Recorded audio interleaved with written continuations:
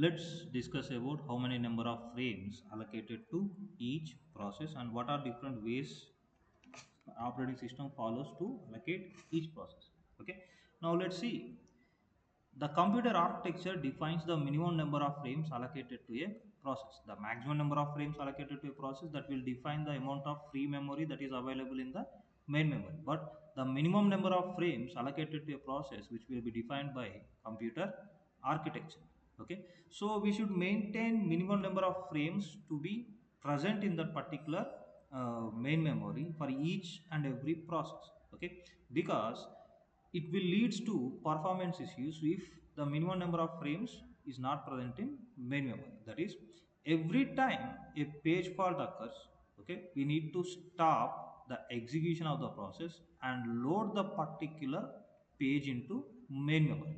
Okay, so let us suppose that if there is only one page or two pages are in the main memory for the each process. Okay, if there is only one page, what will happen every time a new page will be referred, then we need to stop the execution of that particular process, and first we need to load the page from the hard disk, and then we need to restart it again. There is one more page is referred, and we need to stop the execution and load the page into main memory. So this will be a time taking process, a lot of time will be wasted here. Okay, so if the number of allocated frames for each process is decreases, then the page fault rate will be increases. This particular page fault rate will slow down the execution process. Okay, and the time will be increased for the system.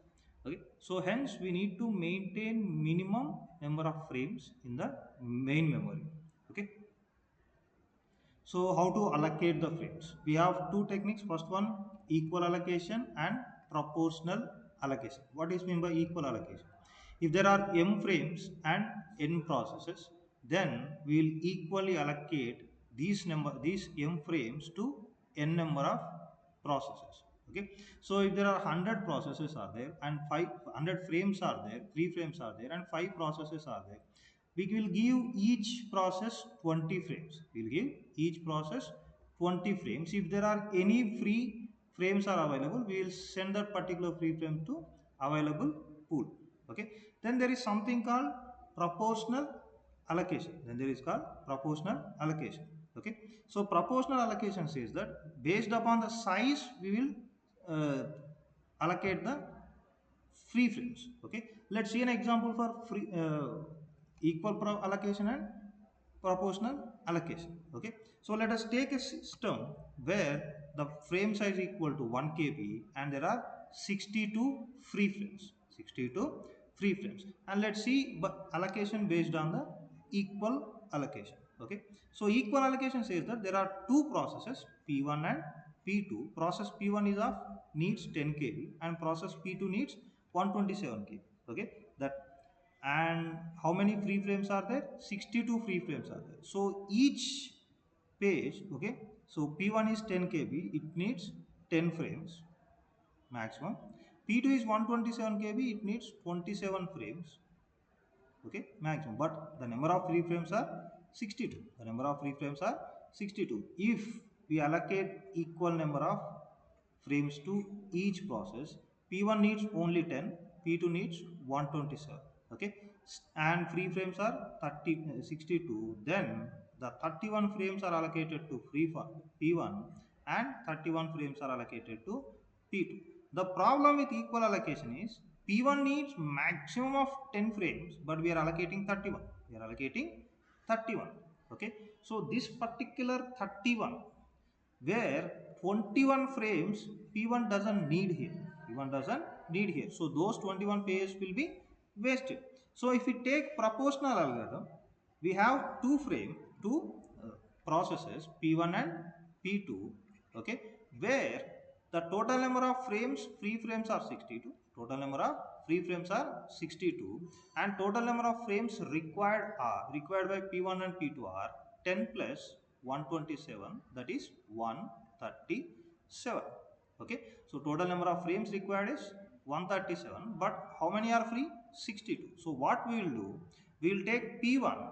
Okay, P1 total number of frames required is 10, by 137 into free frames. Okay, we'll get approximate 4 frames. So 4 frames out of 10 which will be allocated to P1.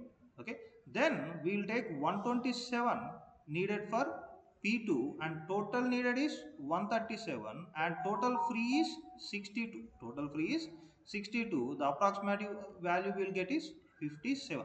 So out of 127 frames needed by P2, we are allocating 57 to P2 and we are allocating out of 10, we are allocating 4 to P1. 4 to P1. So here there is no wastage. Okay. So there is 57 plus 4, 61 frames and one frame will be free. One frame will be free which will be sent to buffer pool. Which will be sent to buffer pool. See, instead of wasting 21 frames to P1, here there is only one frame that is went to buffer, that is went to buffer pool. If there is any process that require this particular frame, which will be allocated.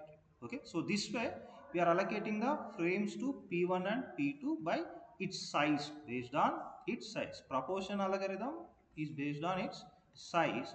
Equal algorithm will based on its total number of processes. Okay, let's see what is mean by global allocation and local allocation. Okay, so it is also called global replacement algorithm, global replacement and local replacement. Okay, so what is mean by global replacement? Suppose that there are some processes P1, P2, P3, so on up to Pn. Okay, each process will have its own priority. Each process will have its own priority. So based on the priority, we can say that some process will having highest priority over other process. Okay, that means some process will have highest priority, some process will have lowest priority. If you take the hardware interrupt processes, they are having highest priority. Hardware process, they are having highest priority.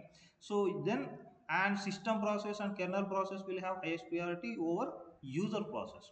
Okay, so let us take some particular scenario where this particular global replacement, what global replacement will do, global replacement will allow one process, that means higher priority process, can take frames from another process which is having lower priority, which is having lower priority. That means the higher priority process can take the frames from lower priority process. Okay, so what is local replacement?